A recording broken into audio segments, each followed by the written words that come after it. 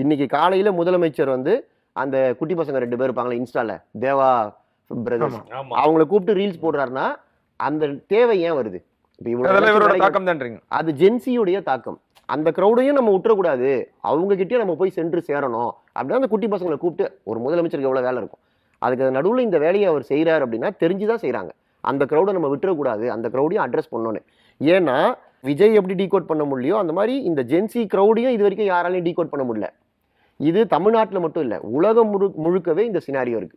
இப்போ ரீசெண்டாக நேபாள் பிரதமர் புதுசா வந்து அந்த பாலேந்திர ஷான்னு ஒரு ரேப் பாடகர் ஜெயிச்சிருக்காரு. பழைய கட்சியெல்லாம் தூக்கி போட்டாங்க.